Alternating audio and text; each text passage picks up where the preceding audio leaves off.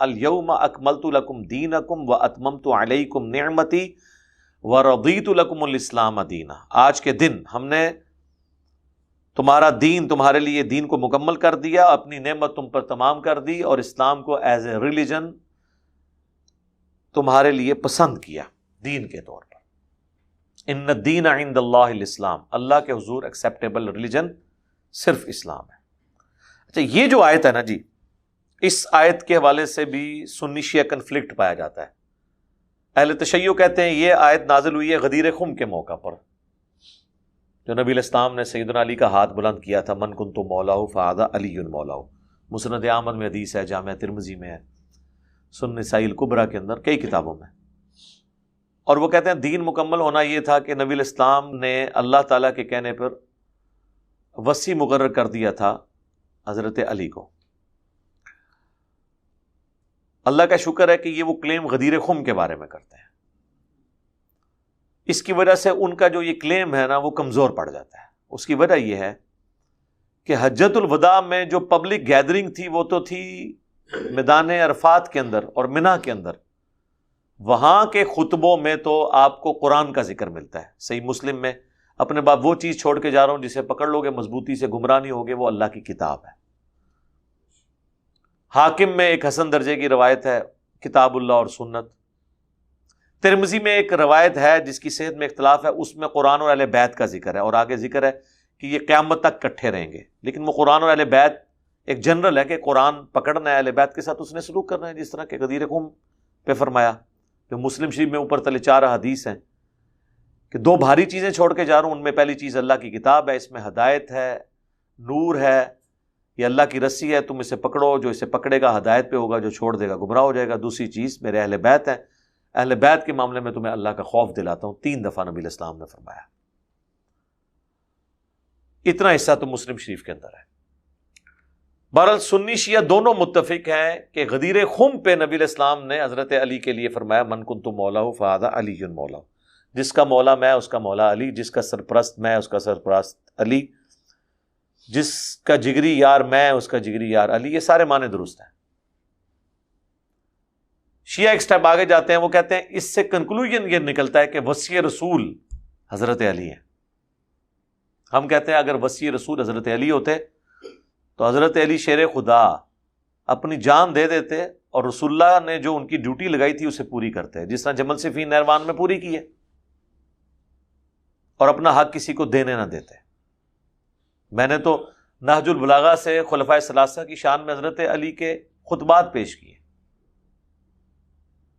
تو وہ کہتے ہیں اس موقع پہ دین مکمل ہوا ہے اور وصی رسول اناؤنسمنٹ کر دی.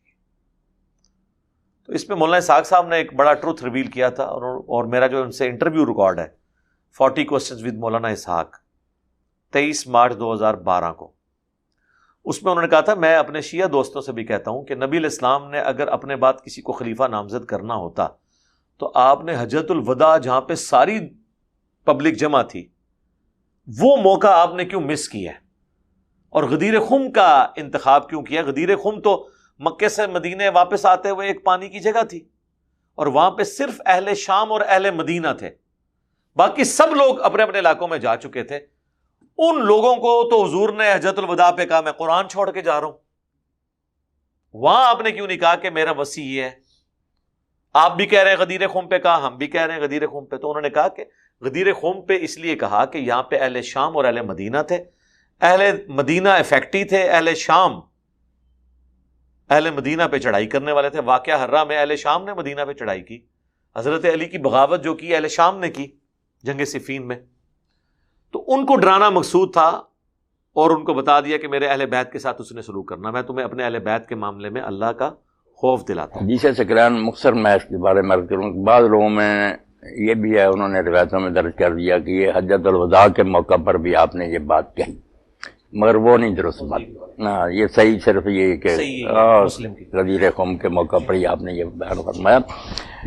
اور اس سے ہمارے جو شیعہ دوست استدلال کرتے ہیں اس پر میں نے ان سے کئی بات کہا کہ اگر موقع اس بات کا کہ اہل بیت سے بھی تمسک کرو یا یہ خلافت کا معاملہ، تو یہ میدان عرفات میں آپ کرتے جہاں سارا عرب جمع تھا وہاں بیان کرتے.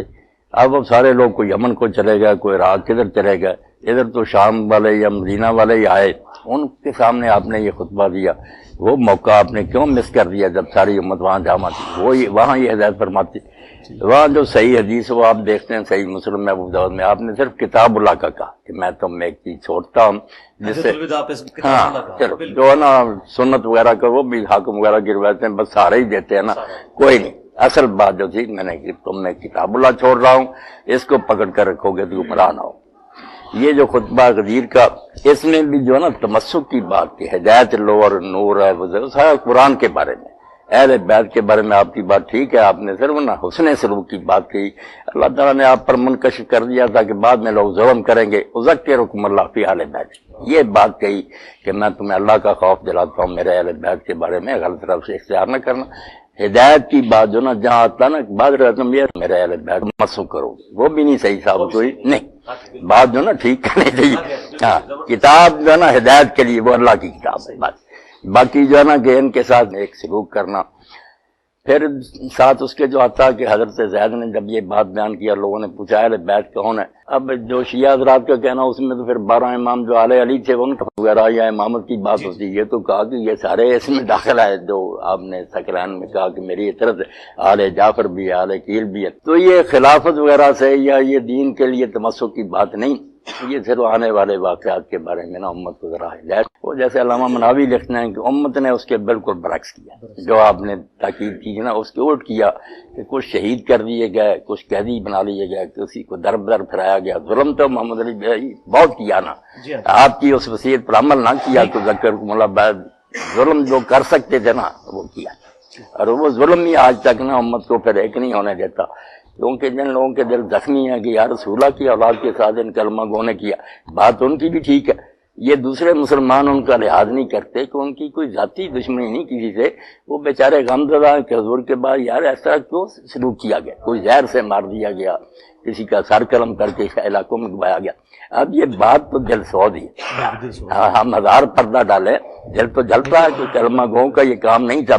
اور میں یہاں صرف ماہر القادری کا ایک شعر جناب نقل کر دوں گا، ان کے ہاتھوں سے لٹی باغ رسالت کی بہار، جو نمازوں میں صدا پڑھتے رہے صلی اللہ، کافر مارتے نا جتنا دکھ نہ ہوتا، کلمہ پڑھ رہے اور پھر ایک آدمی جنت کے جوانوں کا سردار ہے تمہارے سامنے حدیث بیان کر رہا اور کہتا تمہارے اندر ابو سعید خدری جابر موجود، پوچھ لو حضور نے یہ میرے بارے میں فرمایا نہیں، کس نے نا پر مجھے قتل کرتے، مگر کوئی کسی نے نا رائے برابر اثر نہیں لیا۔ اس لیے وہ اہل بیت کے بارے میں تو صرف اتنا تھا کہ ان سے حسن سلوک کرنا، کتاب اللہ صرف ہدایت کے لیے۔ غدیر خم پہ خطبے کا کرنا ہی اس بات کی دلیل ہے کہ اس خطبے کا تعلق مستقبل میں آنے والے واقعات کے ساتھ تھا۔ نبی علیہ السلام کا وصی قرآن ہے، ہم حضرت ابوبکر صدیق کو نبی علیہ السلام کا وصی نہیں مانتے ہیں، خلیفۃ الرسول کہتے ہیں، اور خلیفۃ الرسول بھی رسول اللہ کے بنانے پہ نہیں، اجماع صحابہ پہ، جو سقیفہ بنی ساعدہ میں ہوا، اس میں کچھ مسئلہ مس ہینڈل بھی ہو، اس میں میری ویڈیو بھی دیکھ لیں، لیکن الٹیمیٹلی جب 6 مہینے بعد حضرت علی نے بیعت کر لی تو وہ اسٹیبلش ہو گیا، آج کی ڈیٹ میں وہ ایشو کنکلوڈڈ ہے۔ اس اعتبار سے وصی صرف قرآن ہے، کیونکہ رسول اللہ کا وصی وہ ہوگا جو قیامت تک کے لیے باقی رہے۔ نبی فوت ہوتے تھے تو اپنے بعد ایک وصی بناتے تھے اور سلسلہ چلتا تھا۔ چلے ان کے وہ جو 12 اماموں والا ان کا کنسیپٹ ہے، وہ بھی تو آخری امام کو بھی تو غیابت میں گئے ہوئے 1200 سال ہو چکے ہیں، 1200 سال سے امت وصی رسول سے تو محروم ہے، نہ کوئی ان کا واٹس ایپ نمبر ہے کہ ہم ان سے بات کر لیں، کوئی میسج نہیں کر سکتے۔ جب یہ میں باتیں کرتا ہوں کہتے ہیں اماموں کی توہین کر رہا ہے، بھائی آج کے ماڈرن دور میں اسی طریقے سے بات ہوگی نا یار، اس میں توہین والی کون سی بات ہے؟ جب ایک بندہ سامنے آنے کے لیے تیار نہیں ہے، سارے شاہ جی الویخ رہے ہیں، شاہ جی تک ایک سور ہے، جب ایک بندہ سامنے آنے کے لیے تیار نہیں ہے اور وہ امام بھی ہے تو ظاہر ہے کہ پھر میں اس سے رابطہ تو کروں گا نا، آپ کے رابطہ نمبر بھی نہیں، اور 1200 سال سے بغیر امامت کے امت گزر رہی ہے، اس کا مطلب ہے کہ امام کے بغیر بھی امت گزر سکتی ہے، امامت کے بغیر نہیں گزری، امام تو اللہ کے نبی دے گئے ہیں۔ یہ کتاب یہی تھی حجۃ الوداع پہ، یہی تھی غدیر قوم کے اوپر، یہی ہے وصی رسول۔